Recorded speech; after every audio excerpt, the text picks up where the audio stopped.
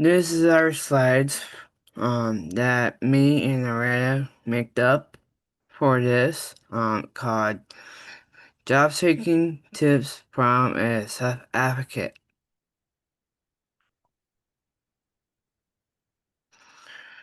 So I'm gonna introduce myself. I'm Gabe Martinez. I'm a peer navigator and peer mentor and also a program maid. I want to introduce my colleague named Loretta Alvarez.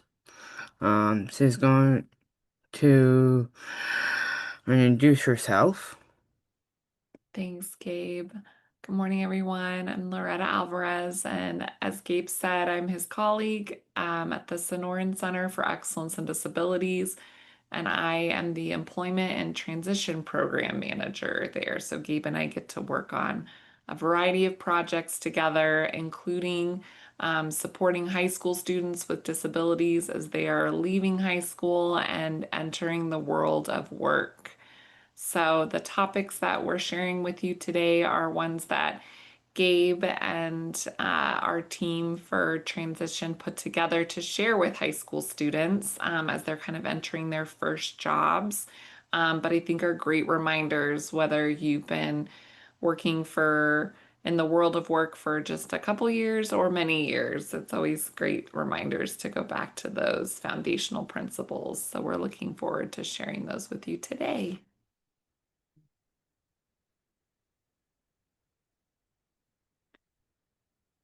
Where do I start? So, do your research before you start applying to jobs. It's a good idea to get a sense what is out there. Make a list of places for you to look for jobs and reach out to businesses to see if you can job shadow. Yeah, I agree. I think when you're first looking for a job, thinking about what kind of job are you interested in? What is available out there? Um, I, like Gabe said, making that list is always so nice to kind of get your brain focused on what do I want to do next? What would work for me? What wouldn't? And I think job shadowing, as Gabe suggested, is a wonderful place to start if you're really unsure. Maybe you think you would really like this type of work, and then you get into a job shadowing experience and you realize, oh, it's not a good fit for me. But then you've had that experience and kind of can use that to decide what's the next step for you.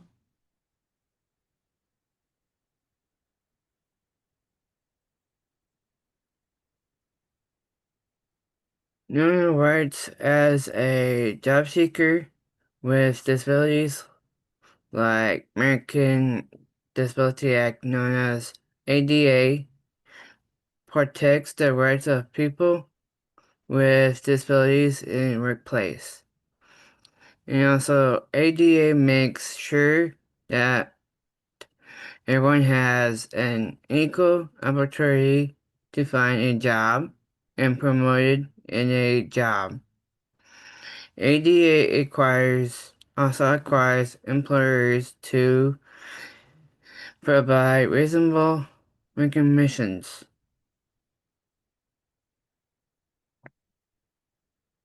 Thanks, Gabe. So I saw in the chat, Elton, I'll go ahead and describe the images. So on this slide, we've got an image of several individuals in wheelchairs marching. Some are walking, and one is holding a sign that says, "We shall overcome." It's a black and white photo, so an older photo. Um, we're knowing what your rights are as before you kind of step into that world of work is key. You do have rights as an individual with disabilities seeking jobs. I think a lot of individuals are familiar with rights that they have in the educational space, when they're first leaving high school. But knowing what your rights are as you enter the world of work is equally important. The next slide is a video that we're going to share that goes over an overview of what ADA says your rights are as an individual with disabilities.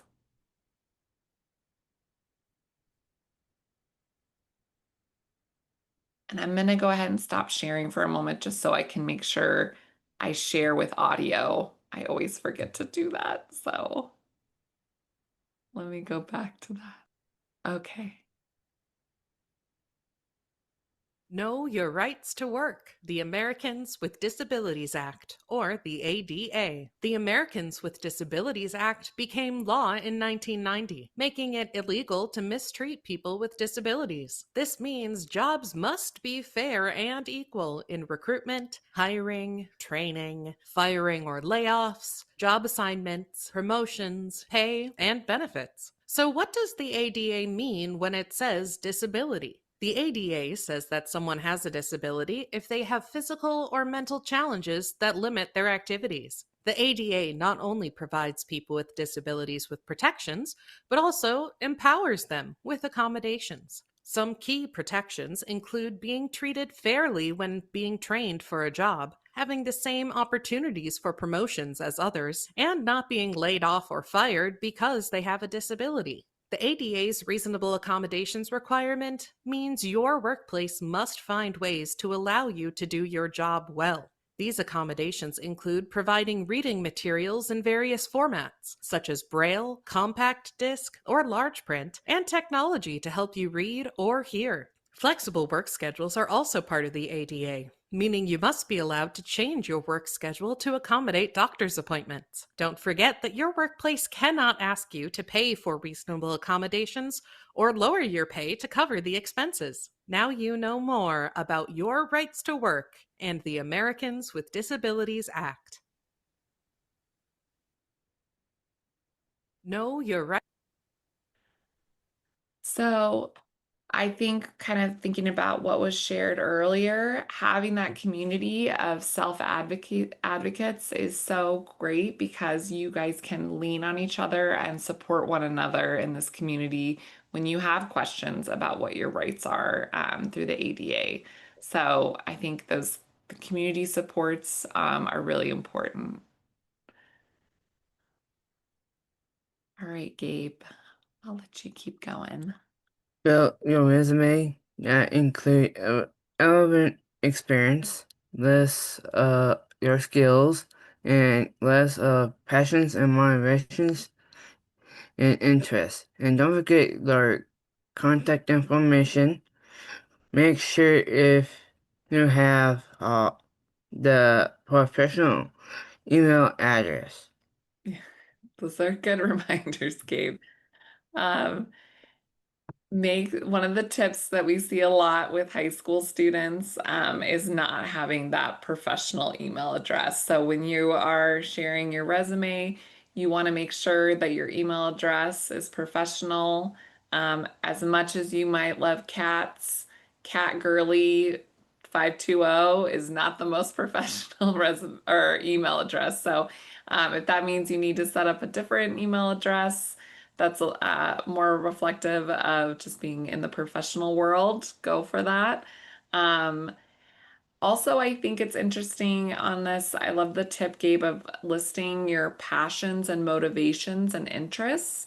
You know, that there you want to make sure you're including your relevant job skills, but I think employers are interested to know what are you passionate about? What are you interested in outside of the workplace to help make those connections to maybe other potential jobs that they have at their organization. The other piece with including relevant experience, we noticed that there are a lot of people that don't include volunteer experience. That is incredibly valuable work experience that you should be sharing. Volunteer experience shows that you are well-rounded, that you are involved in your community, and you have when you're volunteering, you do gain those transferable work skills or those skills that you can take wherever you go. So great, great advice, Gabe, on building your resume. I'm gonna switch over and do a little bit of talking now. On your resume, you want to make sure you include those references. Um, as part of your resume, you should include 2 or 3 references. References are people who can talk about your skills and work experience. Family members should not be references. As lovely as your mom or dad or aunt or uncle are, they're always going to probably say nice things about you to an employer. They're biased. They love you very much. So we don't want to include family members on a professional resume. And then for each of your references, you need to make sure you include their name, their job title, their email, and phone number.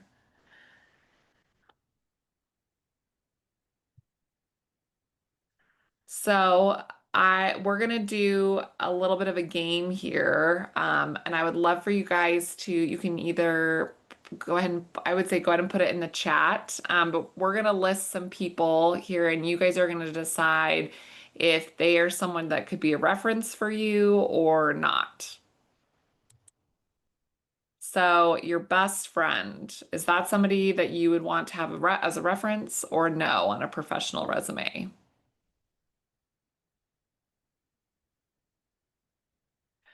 Yes, good job. That was an easy one. No. Your best friend is always going to say lovely things about you. They might be able to say, "Oh, Gabe is amazing at playing." I don't know, what's your favorite video game, Gabe? Mm, right. Different type. Different types. Well, if they're like, Gabe is amazing at playing Minecraft, that's not really part of a professional resume or a professional reference they need to know. So, not your best friend. Agreed. What about a former teacher, whether it's a high school teacher or somebody at a community college? Would they be someone that you would want to put as a reference? Yes, absolutely. Yeah, they know your work experience. They know how you work and learn. They've seen the work that you can complete. A teacher would be a wonderful person to have as a reference. So as you encounter those teachers that get to know you, make sure you keep track of their contact information. All right, what about a volunteer coordinator? You volunteered somewhere and there's someone who's organizing the shifts and making sure that people know what they need to complete during their volunteer experience. Absolutely, yes. Like we said, volunteer experience is valuable and it's something you should include on your resume, including the person that you've worked with as a reference. Your parents, should your parents be listed on your resume as a reference? No. Even if they will be really honest, maybe about the things that you are great at or not so great at, we don't want to put parents down on a professional resume. I know Gabe's parents would say awesome things about him, but not on your professional resume, right, Gabe? Hmm. What about your coach? So maybe you're involved in Special Olympics and you have a coach, or maybe you're involved in adult sports through the community, or you've just graduated high school. Would a coach be somebody that could be a reference? We got a little mixed things here. Yes, no. Oh, a VR counselor. Yes, that's a great one. That wasn't even on my list here. Thank you. What do you think, Gabe? Could your coach be a reference? Mm, yeah.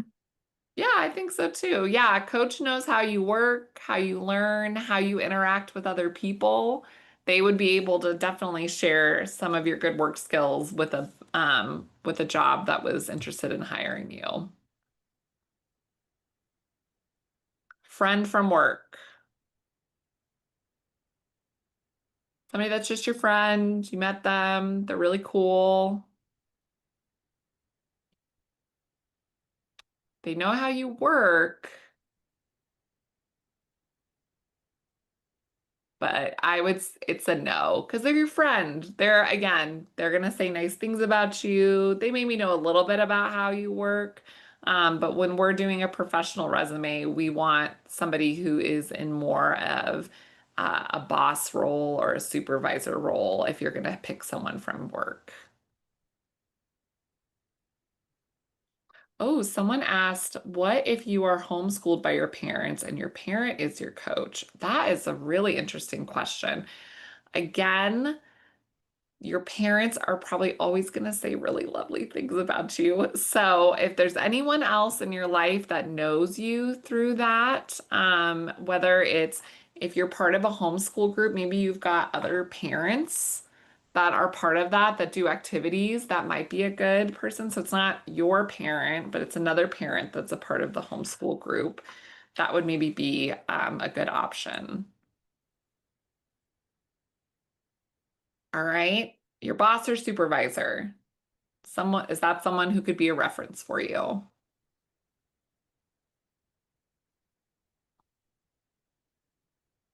Yes, definitely. Oh, Sydney asked in the comments, what about your job coach? If you've got a job coach, I would say, what do you think, Gabe? Could a job coach be a reference for you? Probably. I think so. Yeah, I agree with Gabe. Yeah, probably. They know it depends on if they how long they've worked with you. If they know you, they know how you work. They've gotten to see you in different work environments. Yes, I would say that they could definitely be a reference. All right, so you probably noticed all the ones at the top are your yeses.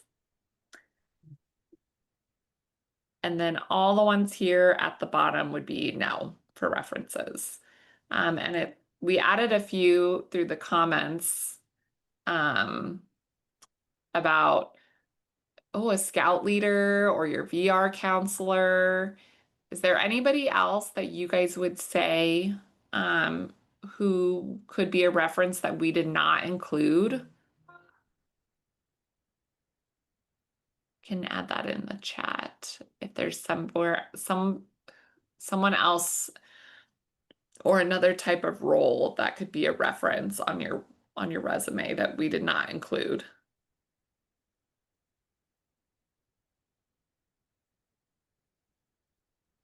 A mentor. Yes.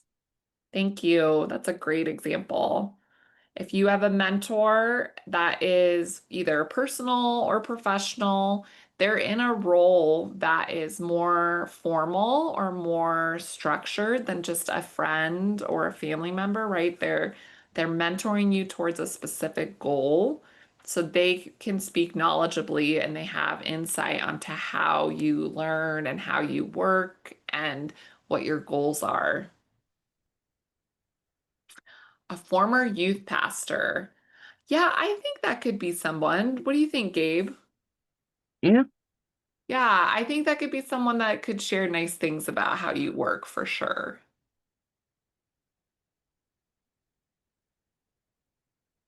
Amanda shared a speech or occupational or physical therapist.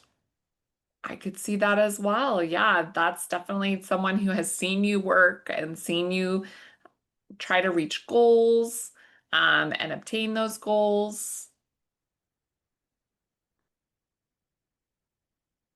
A Skills USA advisor is another comment. These are all great. I love it. Thank you for sharing your ideas. So, a few more tips for references. Be sure that you ask the person before putting them down as a reference. There's nothing more awkward than getting a phone call from a business saying, hey, so and so put you down as a reference. Do you have a few minutes to talk? It kind of puts the person on the spot of like, oh gosh, okay, I gotta remember so and so. I have to remember what they did for me. I have to be able to come up with some examples.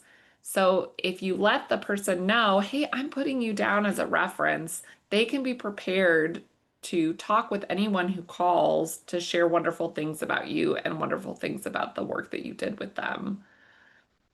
And it's also really helpful to let them know what jobs you're applying for so they can keep an eye out for that phone call.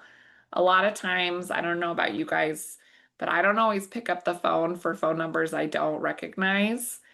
But if I knew that someone was going to be calling to be a reference and I recognize, oh, that's the company that they're calling from, I'm going to pick it up and be able to share things. And the last tip is you want to make sure that you have the correct contact information for them. Maybe it's been a couple of years since you've worked for that person, or even a couple of months. People change up their work emails, cell phone numbers. Maybe they're working for a different company now. So when you contact them to ask about being a reference, make sure you get their current contact information as well, so the business can reach out to them and get a hold of them. Gabe, is there anything else that you would add about tips for references?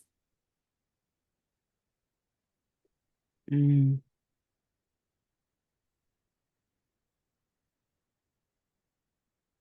that's good. Okay, thanks.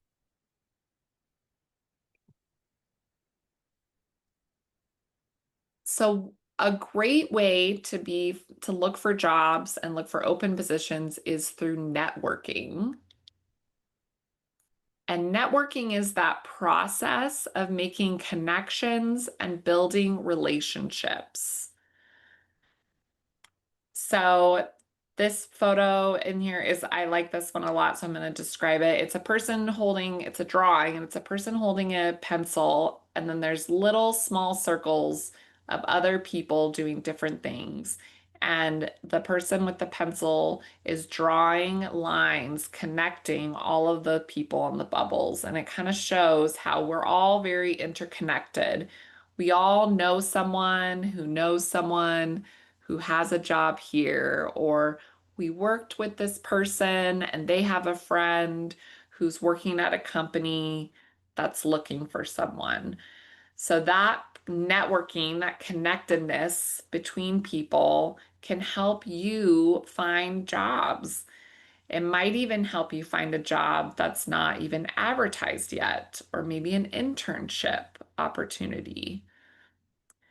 So when you think about networking, the very first place you can start is just by talking to people in your family or at social events and share that you're looking for a job.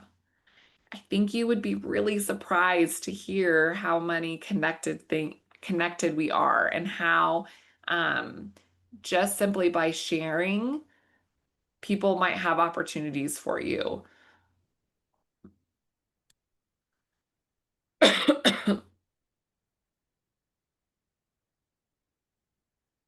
Okay, here's a question. How many jobs are found through networking? 65%, 75%, or 85%? I want you guys to put your guess in the chat. How many jobs are found through networking? 65%, 75%, or 85%?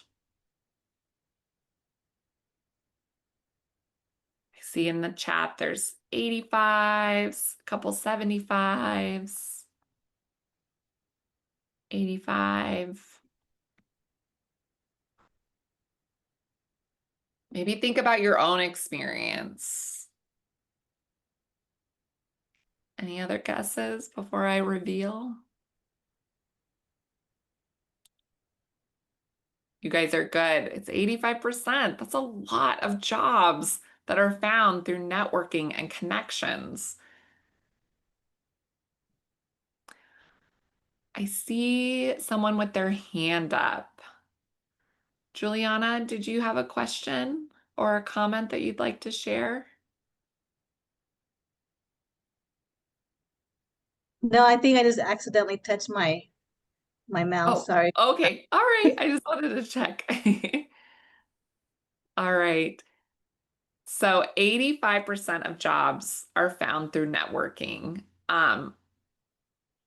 Gabe and I both found our current jobs through networking. I'll share about my experience and then I'll let Gabe share. I was a teacher at a high school here in Tucson, and I started having staff from the Sonoran Center come into my classroom and work with my students doing work-based learning in the community. So I got to know several people from the Sonoran Center as they would come every week and work with my students. And I shared with them, hey, I'm thinking about switching up careers. I've been teaching for a long time. I think I might be ready for something else. And there was a position at the Sonoran Center that they shared with me was going to be open. So I put in my resume. I shared with them, hey, I put my resume in, I'd be really interested. And I was able to interview and got the position that I'm in now. And that wasn't through job searching on the internet or walking around and seeing for hiring signs, though those are good tips too. It was through networking. Gabe, can you share how you found your current job? Right. So I was at home waiting for a job opportunity. So my mom was working at a hospital. One of my old bosses was a patient at the hospital. And my mom said to her that my son needs a job. And she goes, oh, I got a position open at her office. So I applied. I sent my resume and I got hired on the spot and I started working. So I think there's probably several others of you that have similar stories to Gabe and I, where you've shared with a family member or a friend or someone you work with that you're looking for a position, and they are able to connect with you and share an opportunity. It's really amazing how networking can help with that job search.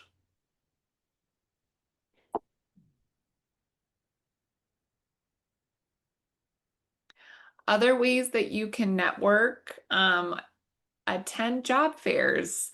Look for job fairs in your area, show up, talk with people, maybe walk up to that table that and talk with the people there for the job that you're not maybe super interested in, but maybe they can point you in the right direction of another job that would connect with your interests. Ask your friends and family if they know of companies that are hiring. And someone in the chat earlier wrote about using ZipRecruiter or LinkedIn. Those are also really great things. LinkedIn, if you post on there or that, hey, you're looking for a job in this area, maybe you see someone on LinkedIn that has a job in a field that you're interested in or with a company that you're interested in. You could maybe message them and say, hey, I'm just curious if there's any job openings with your company. Adrian in the chat shared, I remember hearing about a hidden job market a few years ago. Oh, is that what I think is that what you're referring to, Adrian, is the hidden job market of networking or something else maybe? I like that. A hidden job market. Yes. Thanks for sharing that.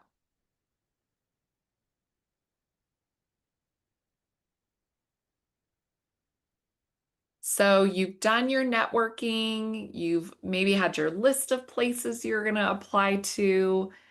And now you're ready to apply. You found a place that you're interested in applying and would like to work. So here are some tips that Gabe and I put together for just the application process. So whether you're filling out a job application in person or online, you want to make sure that you fill out every field on the application or every box on the application. You don't want to leave things blank. You want to share as much information about yourself as you can. You want to upload your resume if the employer is requesting one. A lot of applications are online these days, and there's usually a way for you to upload your resume. And before you submit anything, you want to make sure you're double checking for typos, misspellings, or grammatical errors.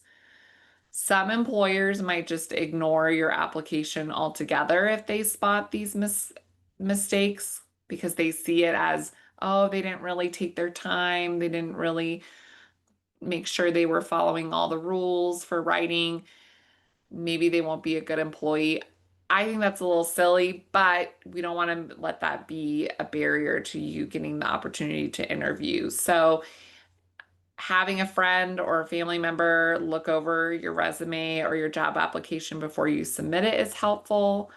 I always use Grammarly. That's something that I like to use. That's a tool that checks for misspellings or typos or grammar errors because I want to make sure that I get my point across and that my application is not ignored just because of a silly typo.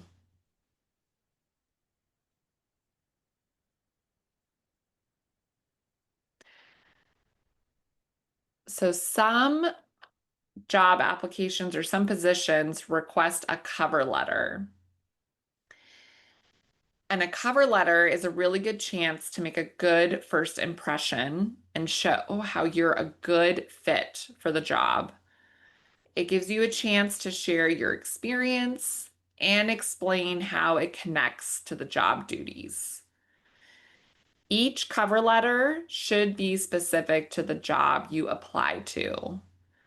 So you shouldn't have just one generic or one general cover letter. Each time you apply for a job, if it asks for a cover letter, you're going to update your cover letter to connect to the job you're applying to and to connect to the job duties that the job has.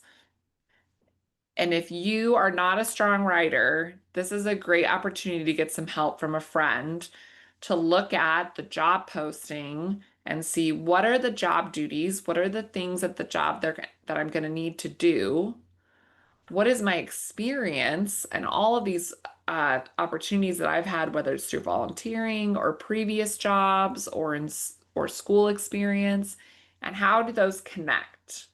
And then you put that in a letter form. Sometimes you can do bullets in the letter to kind of share this is the job duty and this is how I connect with it. But you want to do it in that letter format where you've got a greeting at the top where it's Dear Hiring Team or Dear Hiring Manager. You want to write in the body all the ways that your skills connect to the job that you're applying to. And at the end, you want to do your closing with sincerely and your name. So it is that more formal letter format for a cover letter.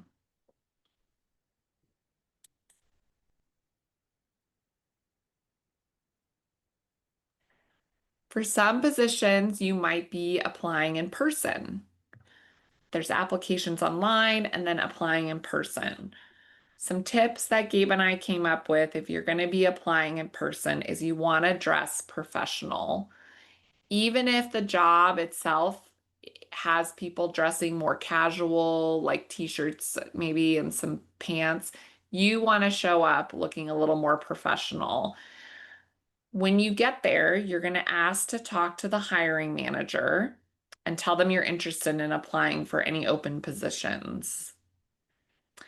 You're going to bring a copy of your resume that you've created with all those tips that Gabe shared. And then you'll fill out the job application if the company has one. And maybe you'll fill it out there if you're feeling really confident, or maybe you'll take it with you and bring it back another time. Either way, it's important when you go to know when you're available so you can schedule an interview or you know what your availability is to work. A lot of times they'll ask you if you go in person, what days can you work? What times can you work? So knowing what your availability is really helpful. Or like Gabe said, they might want to do the interview right there and hire you on the spot, like Gabe did, or they might want to schedule an interview for another time. So knowing what your availability is and when you can come back for that interview would be really helpful.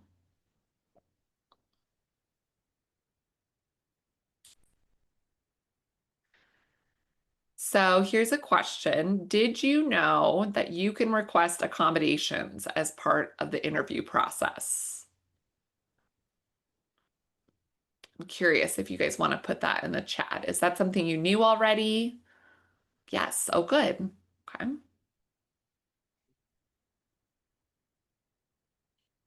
Good. A lot of times people think of reasonable accommodations are things that happen after you get hired, but you can request accommodations as part of the interview process. So some examples include written interview questions or the questions in advance, having a quiet area to complete your interview if that would be helpful, or if there's some sort of test or assessment that's part of the interview process, you could ask for those questions to be read aloud.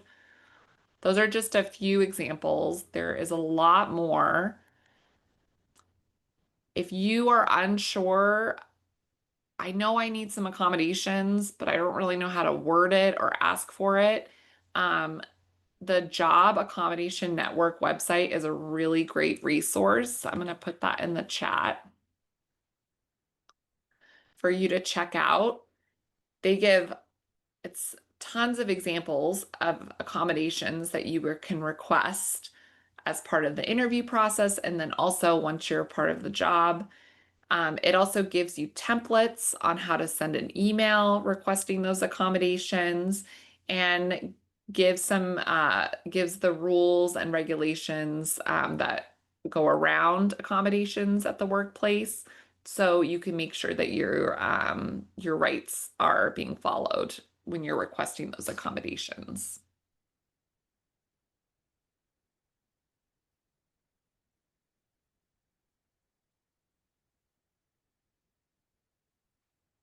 All right, Gabe. The follow-up, like, contact the employer by email or with a phone call a week after submitting your application. And you can use a friendly, positive tone when talking to the employer. Thanks, Gabe. So after you've done your interview, you want to make sure you follow up. Give about a week or so if you haven't heard anything to follow up. And you want to thank them for the opportunity to interview. And you want to make sure that you're using a friendly and positive tone, even though you might be really excited about the job opportunity and really want to know what's going to happen. We don't want to come across super eager or demanding in the phone call. Just warm and friendly, because that's the kind of person that people want to work with.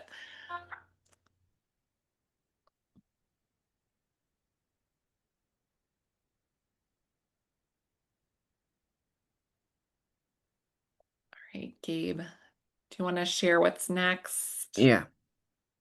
What job seeking tips do you have?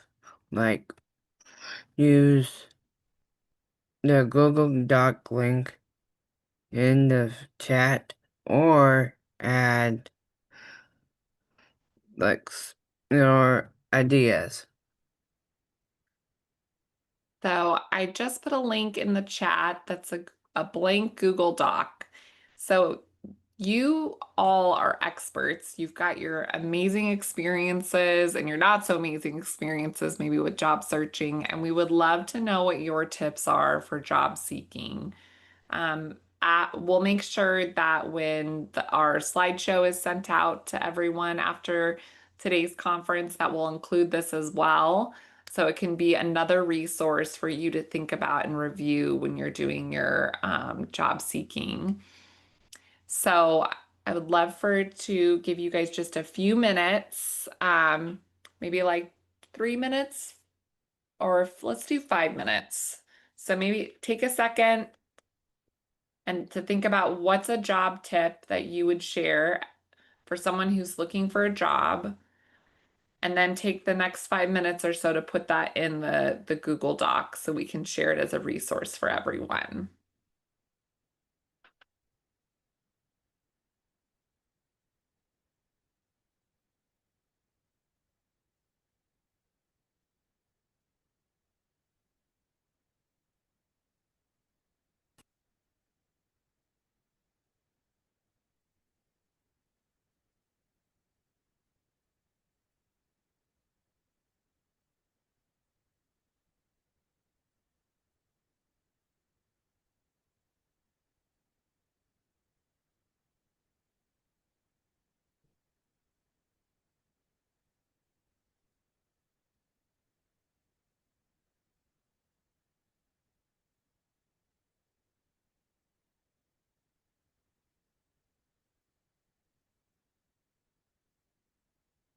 Go ahead and go over to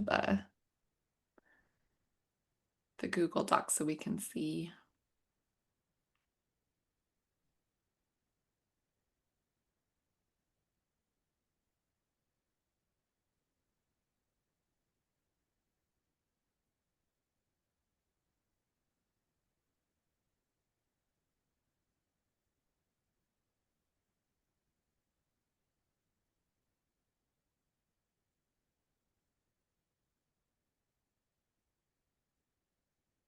I'll go ahead and read a few of these while you guys are sharing them. Set up job alerts to stay informed about new openings. That's a great idea. You would get emails, or if you have an app downloaded on your phone, you get notifications when there's new job postings for areas that you're interested in. Work adjustment training while looking for a job. So that can be through your VR counselor. They call it WAT for short.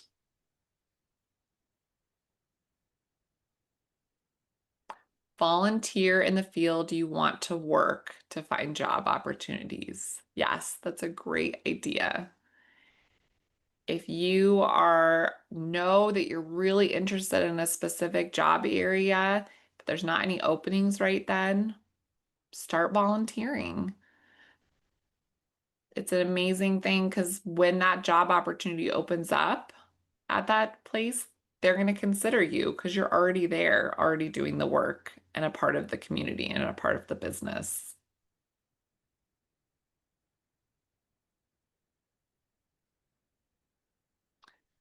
Doing good research on the company and visiting the area. Yes, especially if you have a job interview, doing a little research about the company that you're interviewing with can go a really long way. It shows that you're interested not just in getting a job and showing up and getting the paycheck, but you're interested in the company as a whole.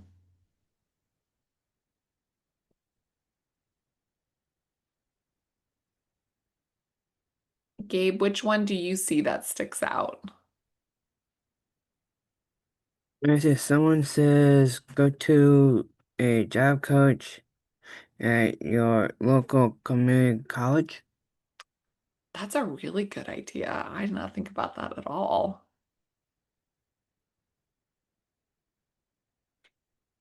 All right, I'm going to give about 1 more minute. This will stay open. So if you think of an idea later on today, you can always jump back in here and add an idea or two. But I'll give about 1 more minute before we move on to the rest of our presentation. We just have a few more slides.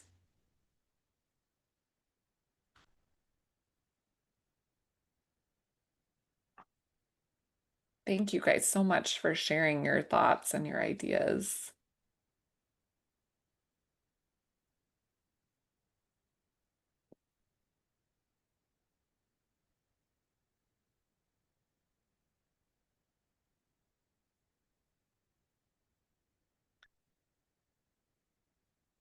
Oh, there's a good idea right there in the.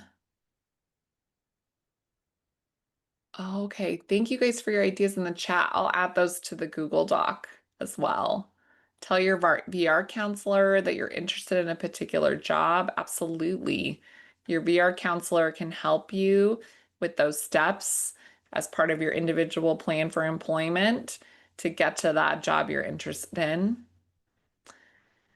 And then on top of what Gabe said, go to your career services department at your college or university. Thanks, Jay. That's a great tip. I will definitely add both of those to the doc.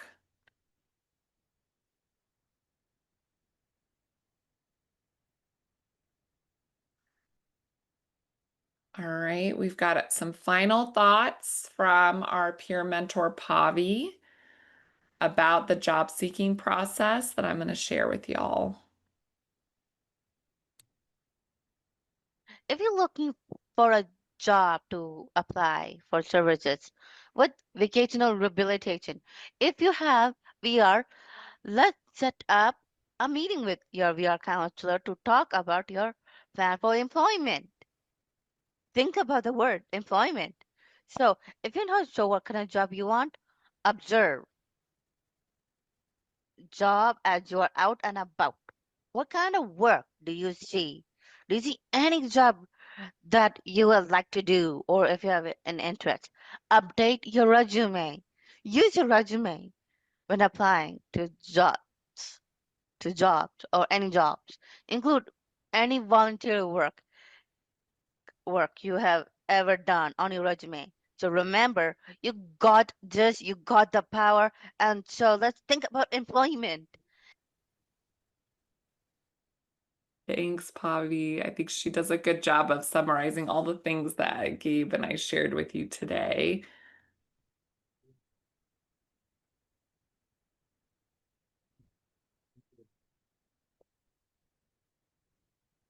All right, Gabe, you want to go over this last slide? Yeah. We want the feedback. We have the QR code for you to scan it. Give us our feedback to us, and thank you. Thank you so much. I also put the link for the feedback, the survey in the chat. We would love if you could take a few minutes to the last 5 minutes that we have to complete the survey. It really helps Gabe and I as we are thinking about presenting and sharing this information with other people. Thank you guys for your time. We really appreciate it.